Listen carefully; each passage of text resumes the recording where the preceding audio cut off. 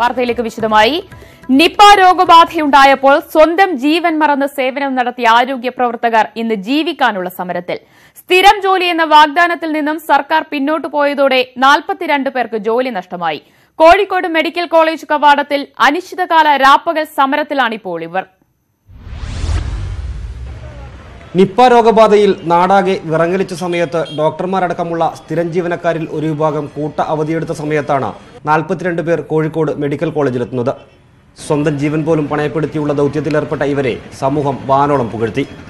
അന്ന് മാലാഖമാരെന്ന് വിളിച്ച സർക്കാരും പറഞ്ഞതെല്ലാം സൗകര്യപൂർവ്വം മറന്നപ്പോൾ ജീവിക്കാനുള്ള സമരപാതയിലാണ് ഇവർ ഇന്ന്. അന്നിപ്പോൾ ഈ ജോലി സ്ഥിരപ്പെടുമെന്ന് വിചാരിച്ചിട്ടൊന്നും വന്നവരല്ല ആരും. ഇങ്ങനെയാവുന്നെന്ന് വിചാരിച്ചാൽ പിന്നെ ഈ ഒരു വാഗ്ദാനങ്ങൾ കേട്ടപ്പോൾ മനസ്സിലൊരു പ്രതീക്ഷ വന്നു. നഴ്സിംഗ് അസിസ്റ്റന്റുമാരും ശുചീകരണ തൊഴിലാളികളും അടക്കമുള്ളവരെ ഡിസംബർ 31 പിരിച്ചുവിട്ടു. താൽക്കാലിക അടിസ്ഥാനത്തിലെങ്കിലും ജോലി തുടരാമെന്ന പ്രതീക്ഷകൾ ഇതോടെ അസ്തമിച്ചു. ഇത്രയും കാഠിന്യം കൂടിയ സമയത്ത് ഞങ്ങൾ ഈ തൊഴിൽ ചെയ്തുകൊണ്ട് ഞങ്ങളെ മാത്രം ഇതിൽ ഉൾപ്പെടുത്താൻ പറ്റാത്തത് എന്തുകൊണ്ടെന്ന് അറിയാൻ വേണ്ടി തന്നെ ഞങ്ങൾ ഇരിക്കുന്നത്. സമരത്തെ പിന്തുണച്ച് ബ്ലാക്ക് മാസ് ക്യാമ്പയിനുമായി കോഴിക്കോട് മെഡിക്കൽ കോളേജിലെ വിദ്യാർത്ഥികൾ ഒപ്പമുണ്ട്. ദിവസവേതനാടിസ്ഥാനത്തിൽ നിയമനങ്ങൾ തുടരുമ്പോഴാണ് നിപ്പ കാലത്ത് സേവനം നടത്തിയവർ തൊഴിൽ രഹിതരാകുന്നത്. നിപ്പ കാലത്ത് ഒരു നാടാകെ വിറങ്ങലിച്ചു നിന്നപ്പോൾ സ്വന്തം ജീവൻ പോലും പണയപ്പെടുത്തി മനുഷ്യജീവനുകൾ രക്ഷിക്കാൻ ഇറങ്ങിയവരാണിവർ. നിപ്പയെ അതിജീവിക്കുന്ന ഘട്ടത്തിൽ നൽകിയ സ്ഥിരം ജോലി എന്ന വാഗ്ദാനത്തിൽ നിന്നും സർക്കാർ പിന്നോട്ട് പോകുന്നത് നീതീകരിക്കാനാവില്ല. പ്രദീപ് നാരായണൻ, ന്യൂസ് 18, കോഴിക്കോട്. വിവരങ്ങളുമായി കോഴിക്കോട് നിന്ന് പ്രദീപ് നാരായണൻ ചേരുകയാണ്. പ്രദീപ്, ഏവരും പുറത്തിറങ്ങാൻ പോലും ഭയപ്പെട്ടിരുന്ന ഒരു കാലം, ആ സമയത്ത് ജനങ്ങളെ സേവിക്കാനായി മുന്നോട്ട് വന്ന 42 പേർ അവരിപ്പോൾ സമരത്തിലാണ്. എന്താണ് ഇത്തരത്തിലൊരു സമരത്തിലേക്ക് നയിച്ച ഒരു സാഹചര്യം?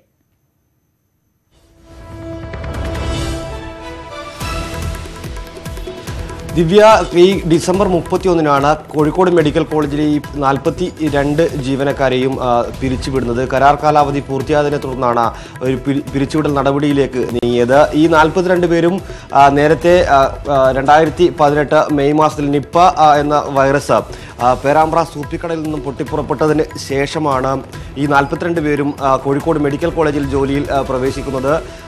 കൃത്യമായി സർക്കാർ പത്രപരസ്യം കണ്ടാണ് ആരോഗ്യ പ്രവർത്തകർ മുന്നോട്ട് വരണമെന്ന് ആവശ്യപ്പെട്ടുകൊണ്ടുള്ള സർക്കാർ പത്രപരസ്യം കണ്ടാണ് ഈ 42 പേരും ജോലിക്കെത്തിയത്.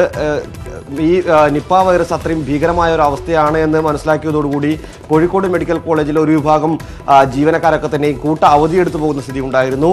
ഐസൊലേഷൻ വാർഡ് ഉൾപ്പെടെയുള്ള സംവിധാനങ്ങൾ ക്രമീകരിക്കുന്നതിനും ശുചീകരണം ഉൾപ്പെടെ നടത്തുന്നതിനും വേണ്ട ആളുകളെ കിട്ടാത്തൊരു സാഹചര്യത്തിലായിരുന്നു സർക്കാർ നടപടി. ഇങ്ങനെ ഈ പത്രപരസ്യം കണ്ട് കോഴിക്കോട് മെഡിക്കൽ കോളേജിലേക്ക് ആരോഗ്യവകുപ്പിൽ താൽക്കാലികക്കാരായി ജോലി ചെയ്യാൻ സ്വയം സന്നദ്ധരായി എത്തിയ 42 പേർ ഇപ്പോൾ അവർ തൊഴിൽ രഹിതരായതോടുകൂടിയാണ് സമരരംഗത്തേക്ക് വന്നത്. കഴിഞ്ഞ 8 ദിവസമായി കോഴിക്കോട് മെഡിക്കൽ കോളേജിന് മുന്നിൽ ഇവർ സമരം നടത്തുകയാണ്. പിരിച്ചുവിട്ടവരെ തിരിച്ചെടുക്കണമെന്നാണ് ഇവർ ആവശ്യപ്പെടുന്നത്. ഇവർ പറയുന്ന ഒരു കാര്യം, നേരത്തെ സർക്കാർ നൽകിയ ഒരു വാഗ്ദാനമാണ് സ്ഥിരം നിയമനം എന്നത്. കാരണം ഈ നിപ്പ നിയന്ത്രണ വിധേയമായി കഴിയുമ്പോൾ ഒക്കെ തന്നെയും ആരോഗ്യമന്ത്രി അടക്കമുള്ള സർക്കാർ സംവിധാനങ്ങളൊക്കെ തന്നെയും ഈ ജീവനക്കാരെയൊക്കെ അന്ന് സേവനം നടത്തിയ എല്ലാ ആളുകളെയും മാലാഖമാർ എന്ന് വിളിക്കുകയായിരുന്നു.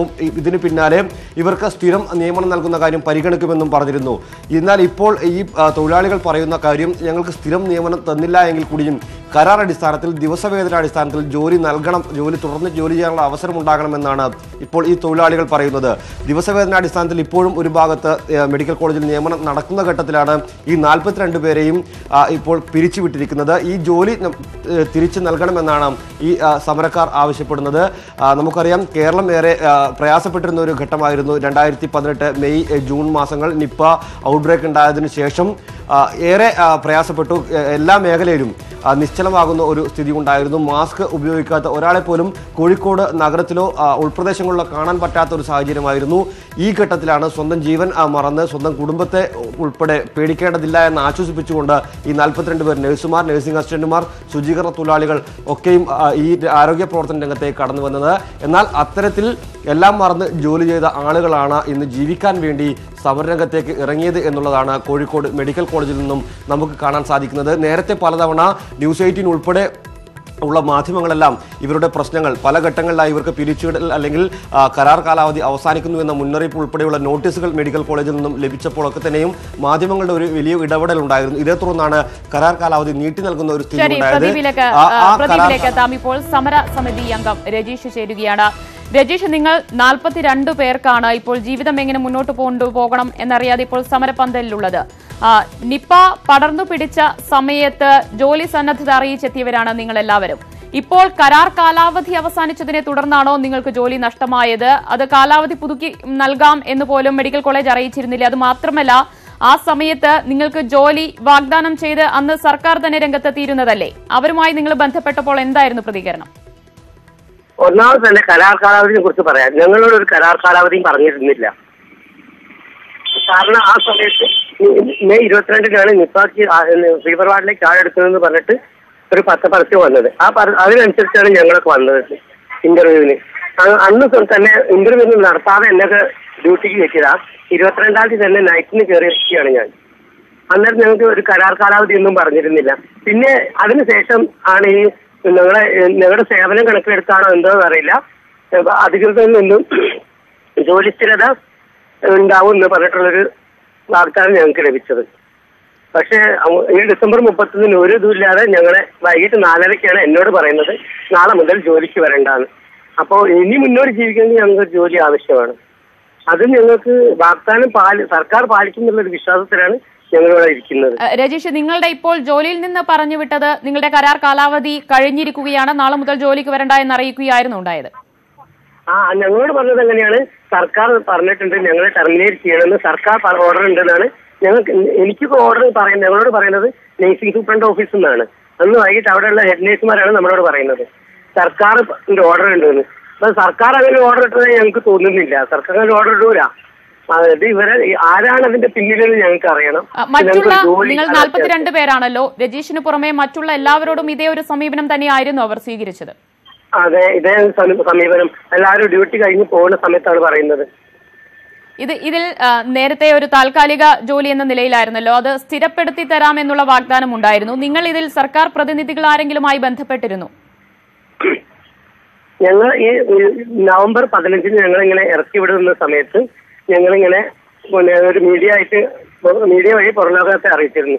അന്നാണ് ഞങ്ങൾക്ക് മനസ്സിലായത് ഇത് സർക്കാർ അറിയാതെ ഉള്ള പരിപാടിയായിരുന്നു. അപ്പൊ സർക്കാർ അറിഞ്ഞ സമയത്ത് ഡിസംബർ 31 വരെ നീട്ടി അതിനിടയ്ക്ക് ഞങ്ങളെ ചർച്ച ചെയ്തിട്ട് ഞങ്ങളുടെ കാര്യത്തിൽ തീരുമാനം എടുക്കുന്നു പറഞ്ഞു. അപ്പൊ അതിനിടയ്ക്ക് കുറെ പ്രശ്നങ്ങളൊക്കെ വന്നതല്ലേ ഇവിടെ കേരളത്തില്, പല പ്രശ്നങ്ങളും ഉണ്ടായത്. അതുകൊണ്ട് സർക്കാരിന്റെ ശ്രദ്ധ കുറച്ച് മാറിപ്പോയതായിരിക്കാം. ആ സമയത്ത് ഇവിടുന്ന് കളിച്ച കളി ഹോസ്പിറ്റൽ അധികൃതർ ഒരു നീക്കമാണോ എന്താണെന്നറിയില്ല. ഫണ്ടില്ല എന്നൊക്കെ അവർ പറയുന്നത്. ഇതിലിപ്പോൾ മെഡിക്കൽ കോളേജ് അധികൃതർ നിങ്ങളോട് എന്താണ് പറയുന്നത്? സ്ഥിരം ജോലി നൽകാൻ കഴിയില്ല, അത് മാത്രമല്ല കരാർ കാലാവധി പോലും നീട്ടി നൽകാൻ കഴിയില്ല എന്നാണോ? കരാർ കാലാവധി ഞങ്ങളോട് കരാർ കാലാവധി പറഞ്ഞിരുന്നില്ല. അത് ഞങ്ങൾ ഇന്റർവ്യൂ വഴി വന്നവരല്ല.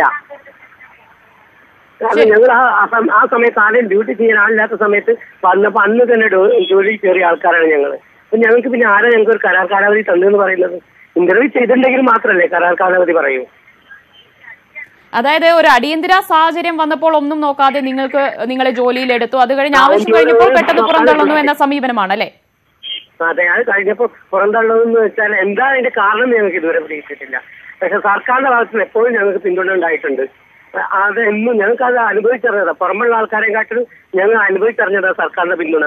കാരണം ഞങ്ങളോട് എന്നും ചേർത്ത് പിടിച്ചിട്ടുള്ളൂ ആരോഗ്യവകുപ്പ്. കാരണം അത് ഞങ്ങൾക്ക് ശരിക്കും ബോധ്യപ്പെട്ടതാ. പക്ഷെ അതിന്റെ ഇടയ്ക്ക് എന്തോ ഒരു തിരിമറി നടന്നിട്ടുണ്ട്. അതെന്താണെന്ന് അറിഞ്ഞ് ഞങ്ങൾക്ക് ആ ജോലി തിരിച്ചു കിട്ടണം.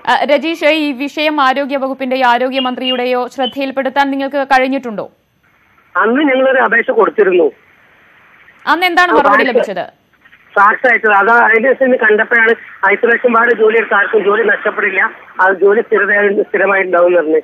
പിന്നെ എന്താ സംഭവിച്ചതെന്ന് നമുക്കറിയില്ല. നമ്മൾ ഡിസംബർ 31 ഇറക്കി വിടുമ്പോഴാണ് പിന്നെ അറിയുന്നത്. തീർച്ചയായും നിങ്ങളുടെ ആവശ്യങ്ങൾ, നിങ്ങളുടെ സമരം എന്തായാലും മാധ്യമ ശ്രദ്ധ പിടിച്ചു പറ്റിയിട്ടുണ്ട്. നിങ്ങൾ ഇപ്പോൾ സർക്കാരിന് മുൻപാകെ അല്ലെങ്കിൽ മെഡിക്കൽ കോളേജ് അധികൃതർക്ക് മുൻപാകെ വിളിക്കുന്ന ആവശ്യങ്ങൾ, നിങ്ങളുടെ ആവശ്യങ്ങൾ എന്തൊക്കെയാണ്?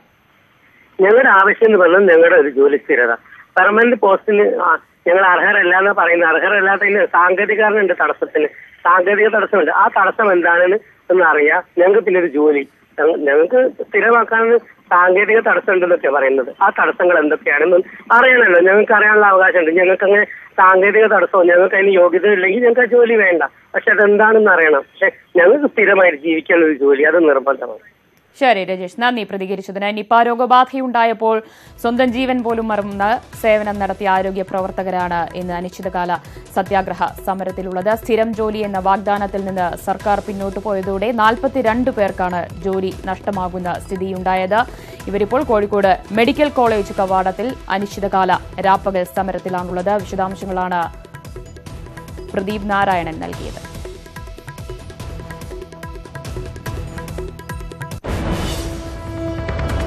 മറ്റു വാർത്തയിലേക്ക്. ബിജെപിയും സിപിഎമ്മും സംസ്ഥാനത്തെ സമാധാന അന്തരീക്ഷം തകർക്കുകയാണെന്നാരോപിച്ച് യുഡിഎഫ് നേതാക്കൾ ഇന്ന് ഉപവസിക്കും. അന്താരാഷ്ട്ര യുവജനദിനമായ ഇന്ന് കവടിയാറിലെ വിവേകാനന്ദ പ്രതിമയ്ക്ക് മുന്നിലാണ് ഉപവാസം. പ്രതിപക്ഷ നേതാവ് രമേശ് ചെന്നിത്തല അല്പസമയത്തിനകം സമരം ഉദ്ഘാടനം ചെയ്യും. വിശദാംശങ്ങളുമായി വി ആർ കാർത്തിക് ചേരുകയാണ്. കാർത്തിക്, ആരൊക്കെയാണ് ഉപവാസ സമരത്തിൽ പങ്കെടുക്കുക? എപ്പോഴാണ് പരിപാടി ആരംഭിക്കുക?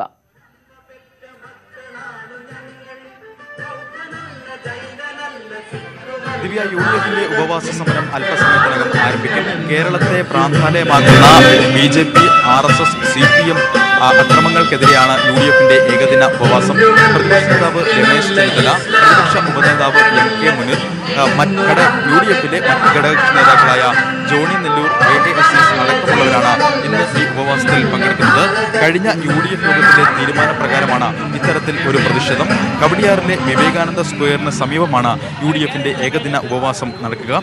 പ്രധാനമായും 23-ന് വിശ്വാസികളുടെ ആശങ്കകൾ പരിഹരിക്കണം, അതോടൊപ്പം തന്നെ വിശ്വാസം സംരക്ഷിക്കണം എന്നത് ഉൾപ്പെടെ ഉള്ള ആവശ്യങ്ങളുമായി സെക്രട്ടേറിയറ്റും കളക്ടറേറ്റ് ഉപരോധം അടക്കമുള്ള പരിപാടികളും UDF തീരുമാനിച്ചിട്ടുണ്ട്. ഏതായാലും സർക്കാരിനെതിരായ കേന്ദ്ര സംസ്ഥാന സർക്കാരുകളുടെ ജനവിരുദ്ധ നയങ്ങൾക്കൊപ്പം ശബരിമല വിഷയത്തിൽ ഇരു പക്ഷവും, അതായത് CPM-ഉം BJP-യും ഉയർത്തിക്കൊണ്ടുവരുന്ന അക്രമങ്ങൾക്കെതിരെയാണ് ഇത്തരത്തിൽ ഒരു പ്രതിഷേധം. ഏതായാലും UDFിന്റെ ഏകദിന ഉപവാസം അല്പസമയത്തിനകം തന്നെ ആരംഭിക്കുകയും ചെയ്യും. പ്രധാനമായും കേരളത്തെ പ്രാന്താലയമാക്കുന്ന CPM, BJP അക്രമ രാഷ്ട്രീയത്തിനെതിരെയാണ് ഇത്തരത്തിൽ ഒരു പ്രതിഷേധം. അതിന്റെ ആദ്യഘട്ടമായാണ് UDFിന്റെ ഏകദിന ഉപവാസം. കാർത്തികാണ് വിവരങ്ങൾ നൽകിയത്. ശബരിമല പ്രശ്നത്തിന്റെ പേരിൽ പന്തളം കൊട്ടാര പ്രതിനിധികൾക്ക് ഭീഷണിയുണ്ടെന്ന് ശശികുമാര വർമ്മ. ശബരിമലയിലേക്ക് സ്ത്രീകൾ വരികയായിരുന്നില്ല, കൊണ്ടുവരികയായിരുന്നു. ഇതിനു പിന്നിൽ ആസൂത്രിത നീക്കമുണ്ടെന്നും ശശികുമാർ വർമ്മ ന്യൂസ് 18നോട് പറഞ്ഞു. പന്തളത്തു നിന്നുള്ള തിരുവാഭരണ ഘോഷയാത്ര ഇന്ന് ഉച്ചയ്ക്ക് 1 മണിയോടുകൂടി തന്നെ ആരംഭിക്കും. ഇപ്പോൾ കൊട്ടാരം പ്രതിനിധിയായിട്ടുള്ള ശ്രീ ശശികുമാര വർമ്മ നമ്മോടൊപ്പം ചേരുകയാണ്. പല ഘട്ടങ്ങളിലും യുവതീ പ്രവേശം ഉണ്ടാകുന്ന ഒരു സ്ഥിതി കൂടി ഉണ്ടായിട്ടുണ്ട്. അത് യുവതി പ്രവേശമായിരുന്നില്ല, യുവതികളെ കൊണ്ടുവരലായിരുന്നു. ആരും അങ്ങനെ പോയിട്ടില്ല. ഒരയ്യപ്പ ഭക്തരും അവിടെ സ്വമേധയാ പോയിട്ടില്ല. ആളുകളെ കൊണ്ടുപോവുകയായിരുന്നു. ആർക്ക് വേണ്ടിയാണ് ഇതൊക്കെ? സുപ്രീം കോടതിക്ക് എൻ്റെ പേരും പറഞ്ഞ് ഈ ആചാരങ്ങൾ എത്രമാത്രം തകർക്കാമോ അതിനുള്ള ശ്രമം നടത്തുകയാണ്. അതൊരു കൊച്ചു കാര്യമായിട്ട് ഞങ്ങളാരും കാണുന്നില്ല. ഇത് നമ്മൾ വിചാരിച്ച എന്തോ ഒരു ചെറിയ കാര്യമല്ല. ഇതിൻ്റെ പിന്നിൽ വളരെ ആസൂത്രിതമായ ചില ഗൂഢാലോചനയുണ്ടെന്ന് ഞങ്ങൾക്ക് തോന്നാറുണ്ട്. അതിനെക്കുറിച്ച് വളരെ ഗൗരവമായിട്ട് അന്വേഷിക്കേണ്ടതാണ്. എന്നാലും ഈ സീസൺ കഴിഞ്ഞ് വളരെ സമാധാനപരമായ ഒരു സീസണെങ്കിലും ഇനിയെങ്കിലും കഴിഞ്ഞാൽ ഇതുപോലുള്ള കാര്യങ്ങളെക്കുറിച്ച് അന്വേഷിക്കാനുള്ള നടപടികളിന് വേണ്ടി ഞങ്ങളും മുന്നോട്ട് പോകും. അക്കാര്യത്തിൽ തിരുവാഭരണ ഘോഷയാത്ര ഇന്ന് 1 മണിക്ക് തന്നെ ആരംഭിക്കും. അതെ, ഇപ്പോൾ തുടങ്ങുന്നത് ഇനി ഒരു 11:30 കഴിയുമ്പോഴത്തേക്ക് പുതിയ ഈ വർഷത്തെ രാജപ്രതിനിധി ആനയിച്ച് അകത്ത് കൊണ്ടുവരും. അത് കഴിഞ്ഞാൽ തിരുവാഭരണ പേടകർക്ക് അവർക്കൊരു സ്വീകരണമുണ്ട്. ഇവരെല്ലാം സ്വീകരിച്ച് അകത്തെത്തിക്കഴിഞ്ഞാൽ 11:45-12 മണിയാകുമ്പോഴത്തേക്ക് പെട്ടി അടയ്ക്കും. പെട്ടി അടച്ചു കഴിഞ്ഞാൽ അവിടെ ചില പൂജകൾ, അതുപോലെ തന്നെ വലിയ തമ്പുരാൻ വന്നിട്ട് അതിൻ്റെ വാള് പൂജിക്കുന്ന വാള് രാജപ്രതിനിധിക്ക് നൽകുക. ആ രാജപ്രതിനിധിയെ ആ സ്ഥാനം ആരോഹിക്കുക. അതാണ് വാള് കൊടുക്കുന്നത്. വാളും കൊടുത്ത് പെട്ടി അടച്ച ശേഷം നീരാഞ്ജനം ഒഴിഞ്ഞ് ഒരു 12:45 1 മണിയോടുകൂടി തിരുവാഭരണം ഇവിടുന്ന് സ്റ്റാർട്ട് ചെയ്യും. അതുതന്നെയായാലും മണ്ഡലകാലം, അതിൻ്റെ മണ്ഡലം മകരവിളക്ക് കാലം അതിൻ്റെ അവസാന ഘട്ടത്തിലേക്ക് പോയിക്കൊണ്ടിരിക്കുകയാണ്. ഇപ്പോൾ തിരുവാഭരണ ഘോഷയാത്രയുടെ ക്രമീകരണങ്ങളെല്ലാം തന്നെ പന്തളം വലിയ കോയിക്കൽ ശ്രീ ധർമ്മശാസ്ത്ര ക്ഷേത്രത്തിൽ പൂർത്തിയായി കഴിഞ്ഞു. ഉച്ചയ്ക്ക് കൃത്യം 1 മണിക്ക് തന്നെ ഘോഷയാത്ര ഇവിടെ നിന്നും ആരംഭിക്കുന്ന വിധത്തിലാണ് ക്രമീകരണങ്ങൾ നടത്തിയിട്ടുള്ളത്. ക്യാമറാമാൻ വിനോദ് കുമാറിനൊപ്പം സുർജിത് അയ്യപ്പത്ത്, ന്യൂസ് 18 പന്തളം. മകരവിളക്ക് ദിവസം ശബരിമല അയ്യപ്പ വിഗ്രഹത്തിൽ ചാർത്താനുള്ള തിരുവാഭരണ ഘോഷയാത്ര ഇന്ന് പുറപ്പെടും. പന്തളം വലിയ കോയിക്കൽ ക്ഷേത്രത്തിൽ നിന്ന് ഉച്ചയ്ക്ക് 1 മണിക്കാണ് തിരുവാഭരണ ഘോഷയാത്ര ആരംഭിക്കുക. തിങ്കളാഴ്ചയാണ് മകരവിളക്ക്. മകരവിളക്ക് മഹോത്സവത്തിനോടനുബന്ധിച്ചുള്ള ഒരുക്കങ്ങളും അവസാന ഘട്ടത്തിലാണ്. വിവരങ്ങളുമായി പന്തളത്ത് നിന്ന് സുർജിത്ത് അയ്യപ്പത്ത് ചേരുകയാണ്. സുർജിത്ത്, തിരുവാഭരണ ഘോഷയാത്രയ്ക്കായുള്ള ഒരുക്കങ്ങൾ മറ്റ് ക്രമീകരണങ്ങളെല്ലാം പൂർത്തിയായോ?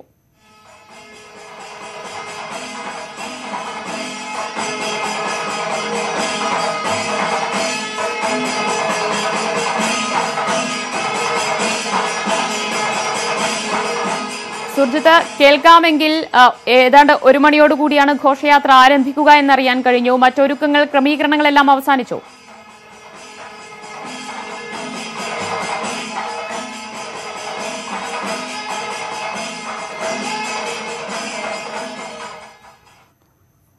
സുർജിത്ത്, അയ്യപ്പത്തിലേക്ക് എത്താം. സന്നിധാനത്ത് നിന്ന് ജോയ് നായർ ചേരുകയാണ്. ജോയ്, തിങ്കളാഴ്ചയാണ് മകരവിളക്ക്. ഇതോടനുബന്ധിച്ച് ഇന്നും നാളെയുമായി വലിയ ഭക്തജന തിരക്ക് തന്നെ ഉണ്ടാകുമെന്ന പ്രതീക്ഷയിലാണോ ക്ഷേത്രം അധികൃതരും? ഇന്നത്തെ സ്ഥിതി എന്താണ്?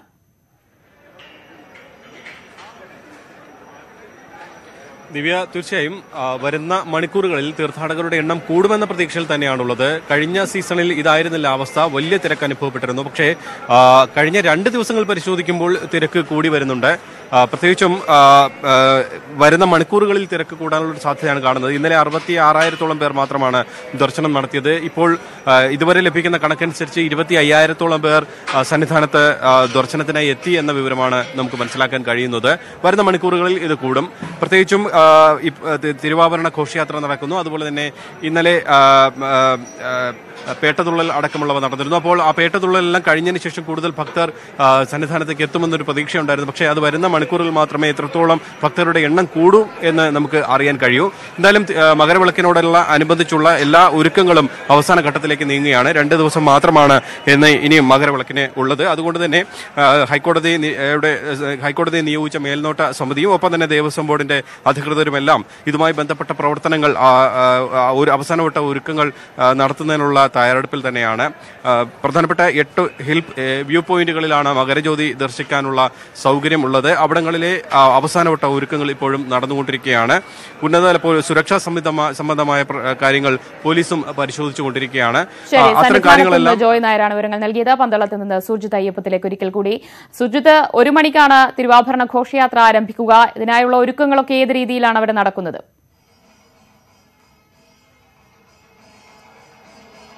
ദിവ്യ, ഒരുക്കങ്ങളെല്ലാം തന്നെ പൂർത്തിയായിരിക്കുകയാണ്. ഇപ്പോൾ പന്തളം ശ്രീ വലിയ കോയിക്കൽ ശ്രീ ധർമ്മശാസ്ത്ര ക്ഷേത്രത്തിനകത്ത് തിരുവാഭരണം സൂക്ഷിക്കുകയാണ്. ഇത് കാണാൻ വേണ്ടി, ഇത് ദർശിക്കാൻ വേണ്ടി നിരവധി ഭക്തജനങ്ങളാണ് ഈ ക്ഷേത്രത്തിലേക്ക് എത്തിക്കൊണ്ടിരിക്കുന്നത്. ഇപ്പോഴും അത് പ്രവാഹം തുടരുകയാണ്.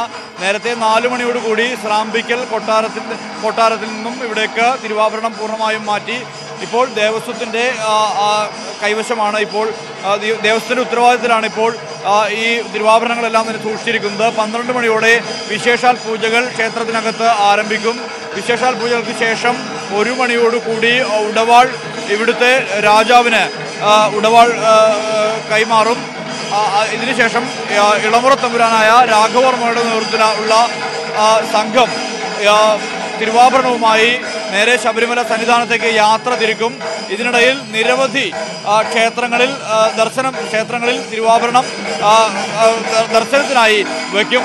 പൂർണ്ണമായും പരമ്പരാഗത പാതയിലൂടെയാണ് ഈ സംഘം പ്രയാണം നടത്തുക. ആദ്യ ദിവസം ഇവർ തങ്ങുന്നത് അയിരൂരാണ്. അയിരൂർ ക്ഷേത്രത്തിലാണ് ഇന്ന് രാത്രി ഈ സംഘം ചിലവഴിക്കുക. തുടർന്ന് നാളെ പന്തളം വലിയ കോയിക്കൽ ക്ഷേത്രത്തിലാണ് തിരുവാഭരണം ഇപ്പോഴുള്ളത്. 1 മണിയോടുകൂടി തിരുവാഭരണ ഘോഷയാത്ര ആരംഭിക്കും. വിശദാംശങ്ങളാണ് സുർജിത്ത് അയ്യപ്പത്ത് നൽകിയത്. അലോക് വർമ്മയ്ക്കെതിരായ നടപടിയെ ചോദ്യം ചെയ്ത് അന്വേഷണത്തിന് മേൽനോട്ടം വഹിച്ച justice A K Patnaik Alok വർമ്മയ്ക്കെതിരെ അഴിമതിക്ക് തെളിവില്ലെന്ന് അദ്ദേഹം പറഞ്ഞു. പ്രധാനമന്ത്രി അധ്യക്ഷനായ സമിതിയുടെ തീരുമാനം അതീവ തിടുക്കത്തിലുള്ളതാണെന്നും അദ്ദേഹം ആരോപിക്കുന്നു. വിശദാംശങ്ങളുമായി ഡൽഹിയിൽ നിന്ന് എം ഉണ്ണികൃഷ്ണൻ തന്നെ ചേരുകയാണ്. ഉണ്ണി, അലോക് വർമ്മയ്ക്കെതിരെയുള്ള നടപടി തന്നെ മനഃപൂർവ്വമായിരുന്നു എന്ന് വ്യക്തമാക്കുകയാണോ ജസ്റ്റിസ് പട്നായിക് ചെയ്യുന്നത്? കാര്യമായ തെളിവ് പോലും ഇല്ലാതെയാണ് അദ്ദേഹത്തിനെതിരെ നടപടി വന്നത് എന്നാണോ അദ്ദേഹം പറയുന്നത്? സംബന്ധിച്ച വിവാദം തന്നെയാണ് വലിയ നിർണായകമായ വെളിപ്പെടുത്തലുമായി ജസ്റ്റിസ് എ കെ പട്നായിക് വരുന്നത്. സുപ്രീം കോടതി നിയമിച്ച അന്വേഷണത്തിന് മേൽനോട്ടം വഹിക്കാനായി നിയമിച്ച ജഡ്ജിയാണ് അദ്ദേഹം. വളരെ തിടുക്കത്തിൽ നടപടി സ്വീകരിച്ചു.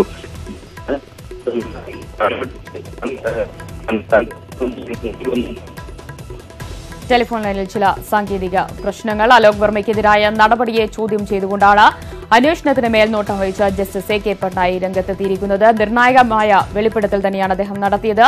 അലോക് വർമ്മയ്ക്കെതിരെ അഴിമതിക്ക് തെളിവില്ലെന്ന് അദ്ദേഹം പറഞ്ഞു. പ്രധാനമന്ത്രി അധ്യക്ഷനായ സമിതിയുടെ തീരുമാനം അതീവ തിടുക്കത്തിലുള്ളതാണെന്നും അദ്ദേഹം ആരോപിച്ചു.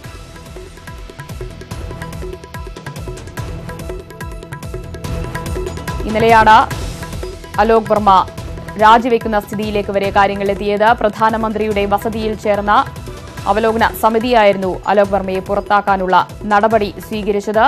അലോക് വർമ്മയ്ക്കെതിരായ നടപടിയെ ചോദ്യം ചെയ്ത് അന്വേഷണത്തിന് മേൽനോട്ടം വഹിച്ച ജസ്റ്റിസ് എ കെ പട്നായിക്കാണ് രംഗത്തെത്തിയത്. അദ്ദേഹത്തിനെതിരെ അഴിമതിക്ക് തെളിവില്ലെന്നും എ കെ പട്നായിക് വ്യക്തമാക്കി. മറ്റു വാർത്തകളിലേക്ക് എത്താം ഇടവേളയ്ക്ക് ശേഷം. വാർത്തയിലേക്ക് വീണ്ടും. ഡൽഹിയിൽ നടക്കുന്ന ബിജെപി ദേശീയ കൌൺസിൽ യോഗം ഇന്ന് സമാപിക്കും. പ്രധാനമന്ത്രി നരേന്ദ്രമോദി ഇന്ന് അംഗങ്ങളെ അഭിസംബോധന ചെയ്യും. ലോക്സഭാ തെരഞ്ഞെടുപ്പിൽ ബിജെപി കേരളത്തിൽ മുന്നേറ്റം നടത്തുമെന്ന് ദേശീയ അധ്യക്ഷൻ അമിത്ഷാ അവകാശപ്പെട്ടു. അയോധ്യയിൽ രാമക്ഷേത്രം എത്രയും വേഗം നിർമ്മിക്കണമെന്നാണ് ബിജെപിയുടെ നിലപാടെന്നും അമിത്ഷാ വ്യക്തമാക്കി. ലോക്സഭാ തെരഞ്ഞെടുപ്പിനുള്ള തന്ത്രങ്ങൾ മെനയുന്നതിനാണ് ബിജെപി ദേശീയ കൌൺസിൽ ചേരുന്നത്. രാജസ്ഥാൻ, മധ്യപ്രദേശ്, ഛത്തീസ്ഗഡ് സംസ്ഥാനങ്ങളിലെ തിരിച്ചടിയെ തുടർന്ന് രാമക്ഷേത്ര വിഷയം വീണ്ടും സജീവമാക്കാനാണ് ബിജെപി നീക്കം. രാമക്ഷേത്രം അയോധ്യയിൽ നിർമ്മിക്കണമെന്നാണ് ബിജെപിയുടെ നിലപാടെന്ന് അമിത്ഷാ വ്യക്തമാക്കി. भारतीय जनता पार्टी चाहती है कि उसी स्थान पर जल्द से जल्द भव्य राम मंदिर का निर्माण हो, उसमें कोई दुविधा नहीं. 2019 പാർട്ടി കേരളത്തിൽ മുന്നേറ്റം നടത്തുമെന്നും അമിത്ഷാ അവകാശപ്പെട്ടു. पराक्रम की पराकाष्ठा कर एक बार 19 में मोदी जी को प्रधानमंत्री बना दीजिए. दक्षिण से छूट गया है, केरल तक भारतीय जनता पार्टी का झंडा फहराने का काम अपने जीवन काल के अंदर ही समाप्त हो. പാവപ്പെട്ടവനെന്നോ പണക്കാരനെന്നോ വ്യത്യാസമില്ലാതെ സാമൂഹ്യ സുരക്ഷ ഉറപ്പാക്കാൻ സർക്കാരിനായെന്നും ഷാ പറഞ്ഞു. രാജ്യത്തിന്റെ കാവൽക്കാരൻ മുഴുവൻ കള്ളന്മാരെയും നിയമത്തിനു മുമ്പിൽ കൊണ്ടുവരും. ഇല്ലാത്ത അഴിമതി ആരോപണമാണ് റഫാലിൽ കോൺഗ്രസ് ഉന്നയിക്കുന്നത്. സുപ്രീംകോടതിയെപ്പോലും രാഹുൽ ഗാന്ധിക്ക് വിശ്വാസമില്ലെന്നും അമിത്ഷാ കുറ്റപ്പെടുത്തി. വിവിധ സംസ്ഥാനങ്ങളിലെ തെരഞ്ഞെടുപ്പ് സഖ്യം, ലോക്സഭാ മണ്ഡലങ്ങളിലെ പ്രവർത്തനങ്ങൾ എന്നിവ ചർച്ച ചെയ്യുന്ന കൌൺസിലിൽ 12,000 പ്രതിനിധികൾ പങ്കെടുക്കുന്നുണ്ട്. ന്യൂസ് 18 ഡൽഹി. ആലപ്പാട് വിഷയത്തിൽ സമരക്കാരുമായി ചർച്ചയ്ക്ക് സർക്കാർ തയ്യാറെന്ന് മന്ത്രി ജെ മേഴ്സിക്കുട്ടിയമ്മ. വ്യവസായ വകുപ്പ് ചർച്ചയ്ക്ക് മുൻകൈയെടുക്കുമെന്ന് മന്ത്രി വ്യക്തമാക്കി. വിവരങ്ങളുമായി പ്രദീപ് നാരായണൻ ചേരുകയാണ്. പ്രദീപ്, ഇന്നലെ അടക്കം ഇവരുടെ ആവശ്യങ്ങളോട്, ഇവരുടെ സമരത്തോട് ഒരു നിഷേധാത്മക നിലപാടായിരുന്നു സർക്കാരിനുണ്ടായിരുന്നത്. അത്തരത്തിൽ ഒരു ഭൂമി കടലെടുക്കുന്ന ഒരു സ്ഥിതി അവിടെ ഇല്ല എന്നായിരുന്നു മന്ത്രി മേഴ്സിക്കുട്ടിയമ്മയെ അടക്കം പ്രതികരിച്ചത്. പക്ഷേ ഇപ്പോൾ ഒരു ചർച്ചയ്ക്ക് തയ്യാറെടുക്കുകയാണ്. അവരുടെ ആവശ്യങ്ങൾ കൃത്യമായി പരിഗണിക്കാം എന്ന നിലപാട് തന്നെയാണോ സർക്കാരിനുള്ളത്? അതിಗೆ തീർച്ചയായും ഈ സമരം ശക്തിപ്പെടുന്ന ഒരു ഘട്ടത്തിൽ ലോകമാകമാനം സോഷ്യൽ മീഡിയയിലടക്കം ഏറെ ചർച്ചയായ ഘട്ടത്തിലാണ് ഇപ്പോൾ സർക്കാർ നിലപാട് മന്ത്രി തുറന്നു പറഞ്ഞിരിക്കുന്നത്. സമരക്കാരുമായി സർക്കാർ ചർച്ചയ്ക്ക് തയ്യാറാണെന്ന് മന്ത്രി മേഴ്സിക്കുട്ടിയമ്മ വ്യക്തമാക്കിയിരിക്കുന്നു. നേരത്തെ ഇതേ വിഷയത്തിൽ മേഴ്സിക്കുട്ടിയമ്മ മാധ്യമങ്ങളുടെ അടക്കം മുമ്പിൽ നിലപാട് നേരെ മറിച്ചായിരുന്നു പറഞ്ഞത്. ഇത് പൊതുമേഖലാ സ്ഥാപനമാണ്, ഖനനം ചെയ്യുന്ന അടക്കമുള്ള കാര്യങ്ങൾ നിരത്തിയായിരുന്നു ഈ സമരക്കാരെ അല്ലെങ്കിൽ സമരക്കാരൻ നടത്തുന്ന ആരോപണങ്ങളെ നേരിട്ടത്. എന്നാൽ ഇതിൽ നിന്നെല്ലാം വ്യത്യസ്തമായിക്കൊണ്ടൊരു മറുപടിയാണ് ഇന്ന് മാധ്യമങ്ങൾക്ക് മുന്നിൽ മേഴ്സിക്കുട്ടിയമ്മ നൽകിയത്. സമരക്കാരുമായി സർക്കാർ ചർച്ചയ്ക്ക് തയ്യാറാണ്. ഈ ചർച്ചയ്ക്ക് വ്യവസായ വകുപ്പ് മുൻകൈയെടുക്കുമെന്നും മേഴ്സിക്കുട്ടിയമ്മ വ്യക്തമാക്കിയിരിക്കുന്നു. അശാസ്ത്രീയമായ ഖനനം പാടില്ലെന്ന നിലപാട് ആണ് സർക്കാരിന് ഇപ്പോഴും ഉള്ളത് എന്ന് മന്ത്രി മേഴ്സിക്കുട്ടിയമ്മ പറയുന്നു. നേരത്തെ പൊതുമേഖലാ സ്ഥാപനം ഖനനം ചെയ്യുന്നത് എല്ലാ നിയമവിധേയമാണ് എന്നാണ് മേഴ്സിക്കുട്ടിയമ്മ പറഞ്ഞിരുന്നത്. നിയമസഭാ പരിസ്ഥിതി സമിതിയുടെ ശുപാർശകൾ സർക്കാർ നടപ്പിലാക്കുമെന്ന കാര്യം കൂടി മേഴ്സിക്കുട്ടിയമ്മ ഇപ്പോൾ വ്യക്തമാക്കിയിരിക്കുന്നു. നേരത്തെ ദില്ലി സൂചിപ്പിച്ചതുപോലെ സമരസമിതിക്ക് എതിരായ ഒരു നിലപാടാണ് ആദ്യം മന്ത്രി അല്ലെങ്കിൽ സർക്കാർ സ്വീകരിച്ചതെങ്കിൽ അതിൽ നിന്നൊക്കെ വ്യത്യസ്തമായി ലോകമാകെ ഈ വിഷയം, ആലപ്പാട് വിഷയം ചർച്ച ചെയ്യുന്ന ഘട്ടത്തിൽ അത് തിരിച്ചടിയാകുമെന്ന ഒരു ഘട്ടം എത്തുമ്പോഴാണ് ഇപ്പോൾ സർക്കാർ സമരക്കാരുമായി ചർച്ചയ്ക്ക് തയ്യാറാകുന്നത്. ശരി പ്രദീപ്, ആലപ്പാട് വിഷയത്തിൽ സമരക്കാരുമായി ചർച്ച നടത്താമെന്ന് മന്ത്രി ജെ മേഴ്സിക്കുട്ടിയമ്മ നിലപാടെടുത്തിരിക്കുകയാണ്. ഇതിൽ വ്യവസായ വകുപ്പ് മുൻകൈയെടുക്കുമെന്നും മന്ത്രി പറഞ്ഞു.